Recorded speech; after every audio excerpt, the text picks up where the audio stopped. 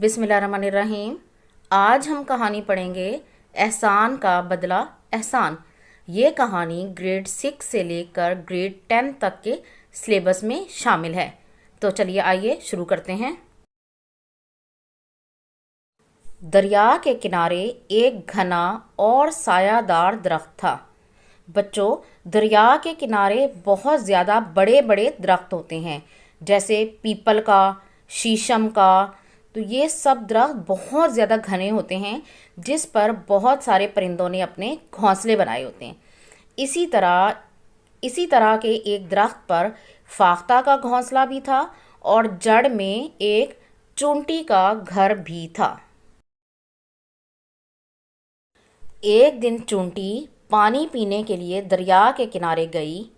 वो पानी पी रही थी कि एक तेज़ लहर आई और उसे बहा कर ले गई। चूंटी बहुत छोटी सी होती है, इसलिए वो अपना तवाज़ुन बरकरार नहीं रख सकी और पानी में गिर गई। उसने बहुत हाथ पांव मारे, लेकिन अपने आप को पानी से बाहर ना निकाल सकी।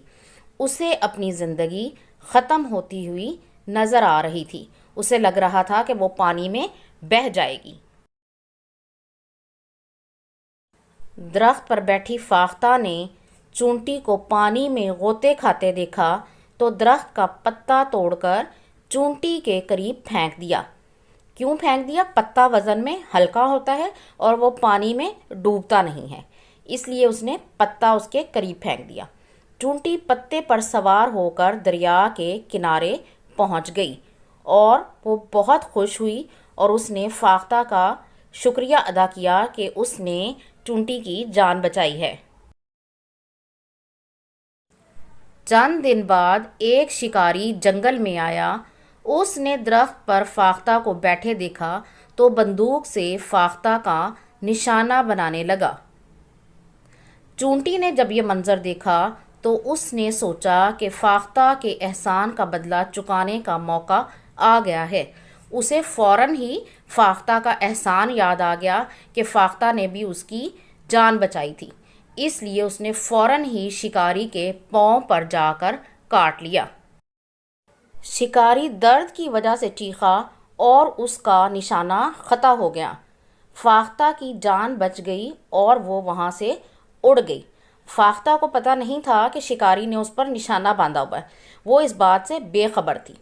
चूंटी ने जब उसे काटा तो शिकारी दर्द से चिल्लाया ज़ोर से। उसकी चीख सुनकर फाख्ता उड़ गई और शिकारी का निशाना ख़ता हो गया। इस कहानी से हमें ये सबक मिलता है कि एहसान का बदला एहसान होता है।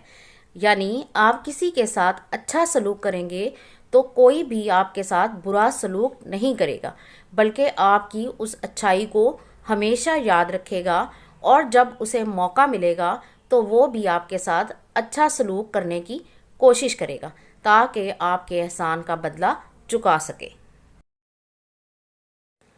आपने ये कहानी सुनने के बाद ये ज़रूर बताना है कि आपको इस कहानी में कौन सा किरदार पसंद आया, फाख्ता का या चूंटी का। और अगर आपको ये वीडियो ज़रा सी भी पसंद आई है तो आपने इसे लाइक ज़रूर करना है और इस तरह की मज़ीद कहानियाँ देखने के लिए मेरे चैनल को सब्सक्राइब ज़रूर करना है। अल्लाह हाफिज़।